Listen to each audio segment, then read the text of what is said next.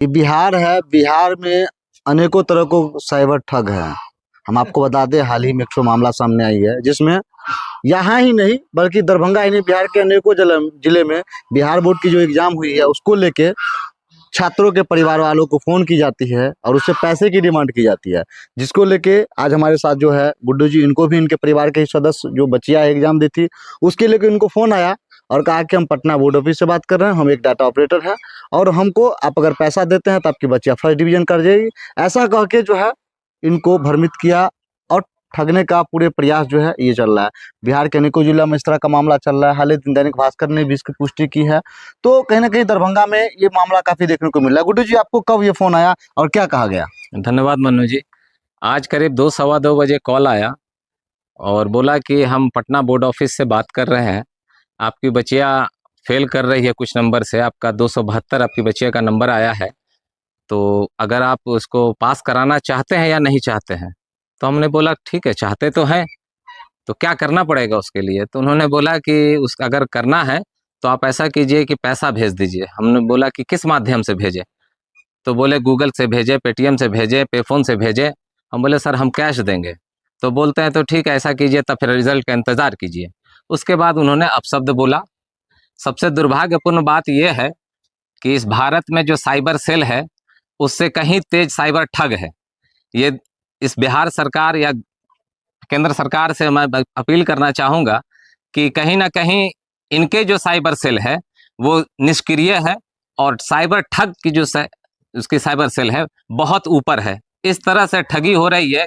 बहुत लोग हमको कुछ मालूम था, हम लोग जागरूक थे, जिसके वजह से ये नहीं हो पाया, लेकिन अनेकों लोग ऐसे हैं कि जो इस ठग का शिकार हो गए होंगे।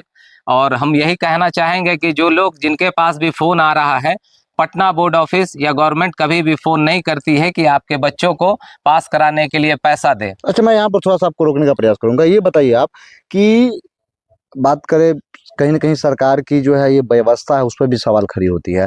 ये बताइए, आपकी बच्चा का नाम उनको कैसे पता चल रहा है? आप ही के नंबर पे फोन करके उसको कैसे पता रहा है कि फलना से फलना विषय में ये हो रहा है? ये तो कहीं ना कहीं दरभंगा या वो बिहार के जो प्रशासन है, जो साइबर कंट्रोल जितने भी पदाधिकारी है वो कर रहे हैं, उनको इस पर विशेष ध्यान देना चाहिए। और मैं बिहार के जितने भी साइबर, खासकर साइबर पर जो नियंत्रण रखने वैसे पदाधिकारी का हाथ जोड़ के विनती करना चाहेंगे कि ऐसे ऐसे ठगों को जल्द से जल्द हिरासत में लेने की जरूरत है। भाई न जाने कितने परिवार जो अगर सतर्क है वो तो बुझ रहे हैं, लेकिन कहीं ना कहीं जो सतर्क नहीं है वो इस तरीके के फ्रॉड और ठगों को पैसा भेज के जो है फंस जाते हैं। फिर पता चलता है कि हमने अपना पैसा जो है गलत आदमी को भेज दिया। और ये कहीं ना कहीं गार्जियन भी डर जाते हैं उस समय। तो आप गार्जियन, ऐसे गार्जियन को क्या अपील करना चाहेंगे? आप बिहार सरकार को कहीं ना कहीं जितने भी वरिष्ठ पदाधिकारी है जो साइबर को कंट्रोल करते हैं, वैसे पदाधिकारी को क्या कहना चाहेंगे? मैं उनसे विनती करूंगा कि आपके पास जो भी लोग डाटा एंट्री के ऑपरेटर हैं, कहीं ना कहीं आपके ही विभाग से ये सारा लीक हो रहा है। और कहीं वैसे अधिकारी जो भी प्राइवेट सेल से जो आपके बहाली है, बेल्ट्रॉन हुआ, उर्मिला हुआ, ऐसे बहुत से हैं लोग, ये लोग कुछ चंद पैसों के लिए इस तरह से काम कर रहे हैं।